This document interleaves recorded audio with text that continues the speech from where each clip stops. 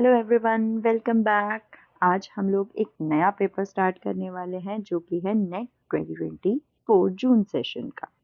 So guys, please इस video को miss मत कीजिएगा क्योंकि इसमें आपको मिलने वाले हैं टीओसी और सी के बहुत अच्छे वाले questions. So let us start with this new paper. So हमारा फर्स्ट क्वेश्चन कहता है, consider the grammar which has this three productions, S goes to A goes to this and B goes to this।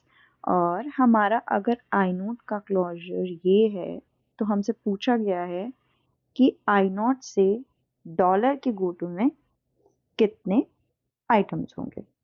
Okay, तो सबसे पहले हम लोग closure ही निकाल लेते हैं जो कि हमारा जा रहा है S goes to A। ए से हमारे पास क्या है, डॉलर, एंड ए से हमारे पास क्या है, आईडी, राइट। चलो अब इसका हम निकालते हैं गो टू। सबसे पहले हमारे पास प्रोडक्शन में क्या है, A, S goes to A dot. Second में हमारे पास प्रोडक्शन में क्या है, डॉलर। सो डॉलर से हम देखें तो A goes to dollar dot B, dollar. और अब बी से हमारी जो जो प्रोडक्शंस होंगी वो भी इसमें ऐड ऑन होंगी, राइट। तो बी से हमारा क्या जाएगा, बी की प्रोडक्शन भी हम यहाँ पे डाल देते हैं, तो ये हमारा हो जाएगा dot B comma A and B goes to dot A. ठीक है, पहले हम लोग ये वाली प्रोडक्शन यहाँ पे डाल देते हैं, कॉमा ए और बी गोज टू। अब यहाँ पे क्योंकि बी गोज टू ए आ रहा है तो हमें ए की प्रोडक्शंस भी डालनी पड़ेंगी, राइट। अब ए की प्रोडक्शंस में हमारे पास क्या है, ए की प्रोडक्शन में हमारे पास है dollar B and A goes to I D, right. तो हमारे पास ये वाली प्रोडक्शंस भी आ जाएंगी, ठीक है, and A goes to this I D. Okay, अब ये जो हमारा थर्ड है, आईडी के कॉरस्पॉन्डिंग भी हम लोग हमारा गो टू निकाल लेते हैं, ये गोज टू। अब हमसे पूछा किसका गया है, हमसे पूछा गया डॉलर का गो टू। तो इसमें हम लोग एलिमेंट्स देख लेते हैं, 1 2 3 4 5। सो 5 हमारे पास एलिमेंट्स आ गए। इस क्वेश्चन का आंसर होगा हमारा 3, दैट इज 5।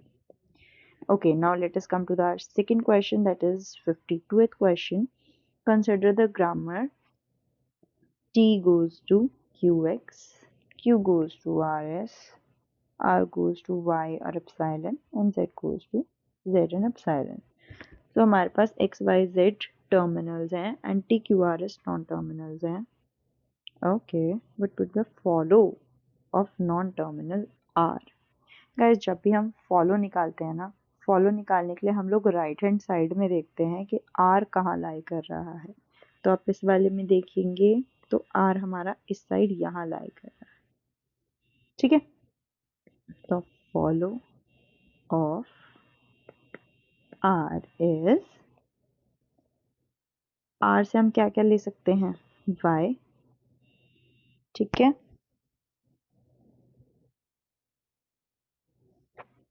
और हमारे पास और क्या है, लेट्स से अगर यहाँ पे हम लोग एप्सिलॉन डाल देते हैं तो it's follow of R, right. It's follow of R guys. तो आर तो हमारे पास है, आर के बाद हमारे पास फॉलो में क्या है, हमारे पास है एस। तो एस में हमारे पास क्या हो सकता है, जेड, ठीक है। और अगर यहाँ पे हमारे पास जेड की जगह एप्सिलॉन आता है तो ये क्या चला जाएगा, ये चला जाएगा क्यू पे, ठीक है। और क्यू के बाद क्यू का फॉलो क्या है, एक्स। तो हमारा जो फॉलो ऑफ आर हो जाएगा that would be Z x. Okay, now let us come to our third question. If L1 and L2 are context-free language, which of the following is true about L1 intersection L2?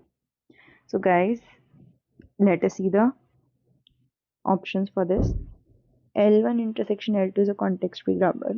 It is wrong because CFLs जो होती हैं वो closed नहीं होती intersection on intersection. Okay. It is regular? No.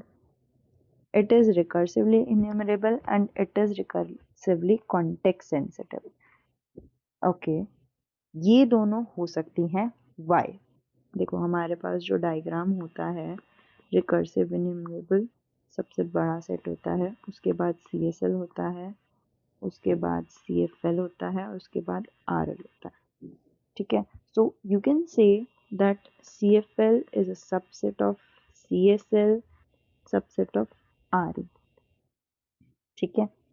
अब CSL और RE दोनों ही concatenation में क्लोज्ड होती हैं. दैट मीन्स कि ये दोनों कंकैटिनेशन में अगर कोई CSL है और कोई दूसरी भी CSL है और उनको कंकैटिनेशन करते हुआ तो it will B context sensitive language, right. Similarly अगर कोई CFL है तो वो कॉन्टेक्स्ट सेंसिटिव तो होगी ही होगी, तो कॉन्टेक्स्ट सेंसिटिव भी होगा और रिकर्सिव इन्यूमरेबल भी होगा. ठीक है. बट जो इसकी ऑफिशियल की थी उसमें हमें दिया हुआ था recursively enumerable. But guys L1 intersection L2 is context sensitive is also true in this context. Okay. So now let us come to the next question. Dash is a self-balancing binary search tree where the path from root to the farthest leaf is no more than as long as the path from root to nearest leaf. Guys, expression tree नहीं होगा, game tree नहीं होगा, credit tree नहीं होगा, but हमने जो self balancing trees पढ़े हुए हैं वो होते हैं एक RB रेड ब्लैक ट्री और दूसरा होता है हमारे पास AVL ट्री, राइट. AVL में हमारे पास -1 का होता है 1 या -1 की हमारे पास डिफरेंस रहता है हाइट में. बट क्योंकि रेड ब्लैक ट्री में आपके पास एक एक्स्ट्रा कंडीशन होती है कि रेड रेड नहीं हो सकता है. सो एंड दैट्स वाई आपका जो पाथ है वो नियरेस्ट लीफ से ट्वाइस से ज़्यादा नहीं होगा. तो in this case your red black tree is the answer. ठीक है. Now let us come to the 55th question.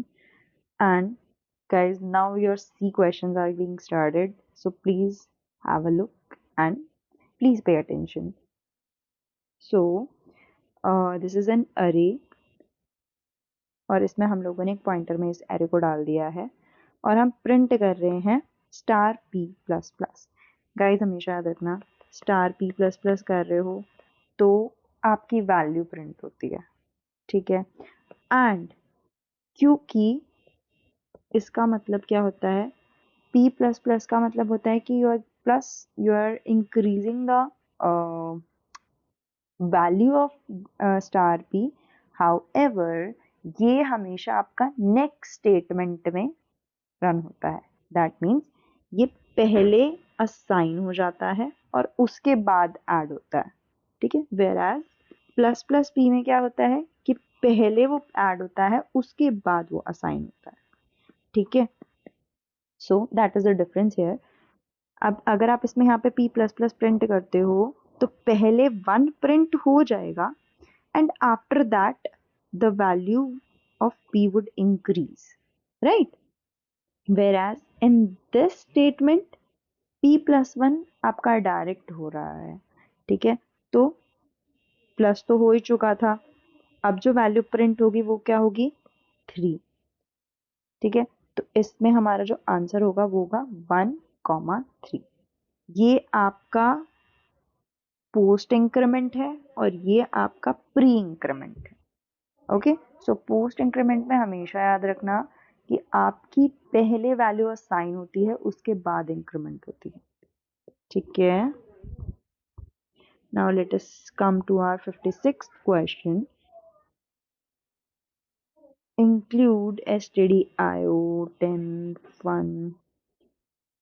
और fun में आपको temp एक ग्लोबल वेरिएबल दिया गया है, एक z लिया है और temp को आप प्लस प्लस कर रहे हो। अगर आपका y3 है तो आप ये रिटर्न करोगे, एल्स आप एक फंक्शन कॉल करोगे फन को, that is in a recursive manner, right. और आपसे कहा गया है कि आपको कॉल करना है fun 4,81 को, ठीक है। So now let us run this question. Okay, so आपकी एक टेम्प की वैल्यू है जो कि ग्लोबल वैल्यू है, राइट। क्या आपका ये वाला जो वैल्यू है ये x को रिप्रेजेंट कर रहा है, ये वाला वैल्यू y को रिप्रेजेंट कर रहा है, एंड क्या आपका y3 है? जी नहीं। तो आप एल्स वाले पोर्शन में जाओगे और z हमारा क्या हो जाएगा, fun 481 divided by 3 which is 27, right. अब दोबारा फन के पास जाएंगे हम लोग, दोबारा फन कॉल होगा विद फन 4,27, ठीक है। तो अब दोबारा okay, one thing I have missed in this, यहाँ पे जब इसने फर्स्ट 4 और 81 को कॉल किया होगा तो यहाँ पे इंटरसेट था, बट टेम्प की वैल्यू इंक्रीज हुई होगी, it would be 1, right. Post operator है, बट जब आप इसको दोबारा यहाँ पे प्रिंट के लिए यूज करोगे, till that statement it would have been assigned with the incremented value. Okay, so हम लोग इसको 1 लिख के ही चल रहे हैं, ठीक है। अब ये दोबारा जब आप फन को कॉल करोगे, again your temp would get increased, ठीक है, बाय 1 ओनली। और आप दोबारा चेक करोगे कि आपकी y की वैल्यू 3 है? जी नहीं, it is not equal to 3। तो अब दोबारा z को कॉल करोगे विद फन, x आपका 4 ही रहेगा और 27 by 3 which is 9, right? Again is your, हम दोबारा फन को कॉल करेंगे, हमारा दोबारा टेम्प इंक्रीज होगा और हम दोबारा देखेंगे क्या हमारा y3 के इक्वल है? जी नहीं। So we have to again call z with fun 4,9 divided by 3 which is 3, ठीक है। अब आप दोबारा फन को कॉल करोगे, यहाँ पे अब दोबारा आपका टेम्प इंक्रीज होगा, ठीक है। अब आप चेक करोगे क्या y3 के इक्वल है? जी हाँ, अब इक्वल है। तो आप क्या करोगे, आप 4 इंटू 4 इंटू 4 विच इज 4 4 से 16, 16 4 से 64, आप यहाँ से z रिटर्न करना स्टार्ट करोगे, ठीक है। यू विल रिटर्न z, ठीक है, इस वाले पे जो 64 वैल्यू आपकी आई है, ठीक है, वो यहाँ पे z में असाइन होगी और you return 64 cross 64 cross 64, this value again would be returned here और इसका भी हमारा क्यूब जाएगा एंड अगेन इसका भी हमारा क्यूब जाएगा। But the thing is you do not have to calculate it, क्योंकि आपसे सिर्फ टेम्प की वैल्यू पूछी गई है और टेम्प की वैल्यू आपकी क्या है? टेम्प की वैल्यू आपकी 4 है, ठीक है। So that's a good thing, हमसे इतनी बड़ी कैलकुलेशन नहीं पूछी है। Okay, now let us come to the next 57th question. इसमें हम लोग आयोस्ट्रीम डाल रहे हैं and we are swapping it, okay. So it's a simple by reference swapping, जिसमें हम लोग x की वैल्यू को स्वैप कर रहे हैं y की वैल्यू के साथ, ठीक है। तो हमारे पास मेन में a की वैल्यू दी हुई है 5, b की वैल्यू दी हुई है 10 और हम लोग पहले स्वैप को कॉल कर रहे हैं विद 5, 10। तो इसके बाद क्या होगा आपका, क्योंकि you are passing by reference, ठीक है, तो आपकी वैल्यू स्वैप हो जाएगी 10,5 पे, ठीक है। You are again calling swap with 10,5, तो आपकी दोबारा वैल्यू जो होगी स्वैप हो जाएगी, वो जाएगी 5,10 पे, ठीक है। और जब आप इसको प्रिंट करोगे तो आपका क्या आ जाएगा 5, space 10. So your value, though it have been swapped, but जो आपकी वैल्यू आएगी ultimately that would be same. Okay? Pass by value और पास बाय रेफरेंस में आपको फ़र्क पता होना चाहिए। जब आप पास बाय वैल्यू करते हो तो until and unless आप उसको रिटर्न करके असाइन नहीं कर रहे हो, आपकी वैल्यूज चेंज नहीं होंगी। But when you are passing by reference, your value would get swapped in those same variable. That is the difference. For example, कि अगर मैं यहाँ पे बाय रेफरेंस नहीं करती तो यहाँ पे ए बी जो है वो स्वैप ही नहीं होते, ठीक है। तो आपका ए और बी स्वैप स्टेटमेंट के बाद भी 510 रहते, इसके बाद भी 510 रहते, क्योंकि दो स्वैप कॉल हुआ है बट उनकी वैल्यू जो है वो रिटर्न नहीं, दोबारा उसमें असाइन नहीं हुई है, ठीक है। So now let us come to 58th question. Consider the function in C code called cal AB if B is not equal to 1, if A is not equal to 1. Again it is a recursion question. ठीक है, तो आपसे पूछा गया है कि star कितनी बार call print होने वाला है if the function is called with cal 1010. Okay, so let us see. क्या ये आपका A है, ये आपका B है, so A is equal to 10, B is equal to 10. क्या आपका B 1 के इक्वल नहीं है? जी नहीं है, तो ये इफ वाले के अंदर जाएगा। क्या आपका A भी 1 के इक्वल है? नहीं, जी नहीं है, तो आपका प्रिंट होगा स्टार, और फिर हम दोबारा कैल कॉल कर देंगे with what is the value of B, again it will B same, ठीक है। तो अब दोबारा कैल को कॉल करेंगे, क्या आपका B 1 के इक्वल नहीं है? ठीक है, इट विल बी 5। तो B तो आपका 10 है, तो 1 के इक्वल तो नहीं है, तो दोबारा अंदर जाएगा। क्या आपका A भी 1 के इक्वल नहीं है? जी नहीं, तो अब दोबारा प्रिंट स्टार कर दोगे और आप कॉल करोगे 5/2 विच इज 2.5, बट क्योंकि ये इंट चल रहे हैं, ठीक है। देखो अगर आपको फ्लोट में लेना होता तो you either have to specify that it is a float or you have to write it like this, ठीक है। दोनों ही केसेस में आपका फ्लोट कंसिडर होता, बट बाय डिफॉल्ट यहाँ पे क्योंकि पॉइंट नहीं लगा हुआ है तो it will be an int only, ठीक है। अगेन हम इसको कॉल करेंगे, अगेन ना आपका 20 के इक्वल है 1 के, ना ए इक्वल है, अगेन प्रिंट स्टार होगा और आपका जो कैल होगा ये दोबारा 1 और 10 पे कॉल होगा, ठीक है। अब now B is not equal to 1 but A is equal to 1, ठीक है।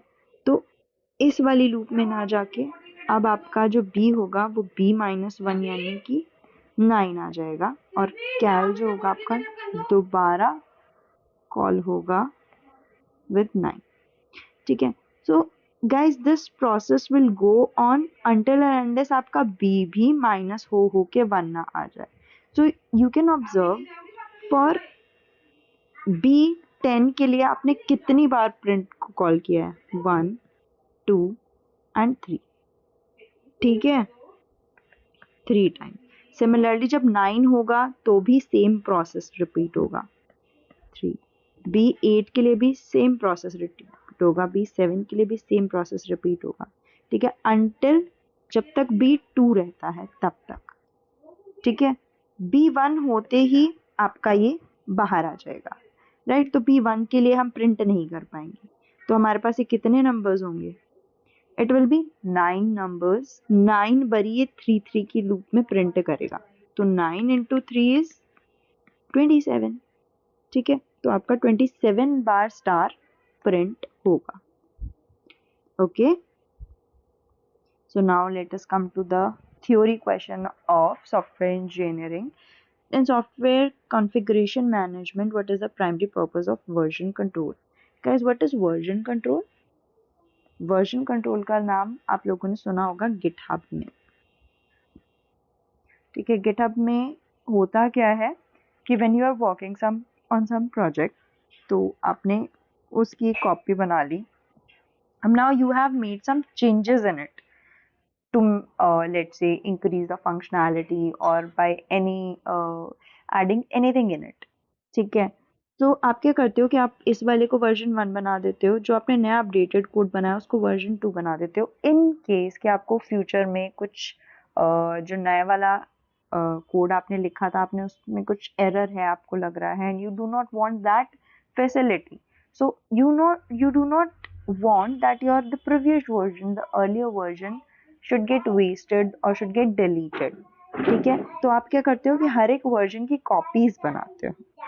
ठीक है, so to control the changes made to software, that is correct. To document user requirement, जी नहीं, इसके लिए हम लोग SRS यूज करते हैं। टू एस्टिमेट प्रोजेक्ट कॉस्ट, जी नहीं। To design the software architecture, जी नहीं। So हमारा जो फर्स्ट वाला है, to control the changes made to software, is the correct answer. Now let us come to the last question. If a software project has 2000 line of LOC and the average productivity rate is 10 LOC per person hour, how many person are required to complete the project? Okay, so guys, question कह क्या रहा है? Question कह रहा है कि आपकी जो एवरेज प्रोडक्टिविटी रेट होती है वो एक पर्सन 1 घंटे में 10 LOC लिखता है।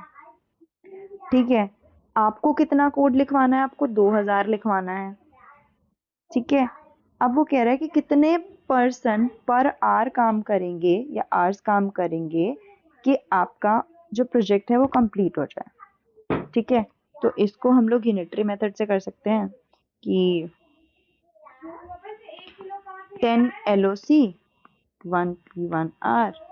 ठीक है, 1 LOC would be 1 upon 10 and 2000 LOC is 2000 upon में 10, so it would be 200। ठीक है, तो आपको 200% per hour चाहिए to complete the project। Okay guys, so आज हम लोगों ने इसके स्टार्टिंग के 10 क्वेश्चन किए और हमने TOC के क्वेश्चंस, सी के क्वेश्चंस और सॉफ्टवेयर इंजीनियरिंग के क्वेश्चंस किए हैं। Will continue with these question in the next video as well, so be tuned and please like and subscribe and let me know कि आपको आगे और कौन से एग्जाम की वीडियोस चाहिए। Thank you so much.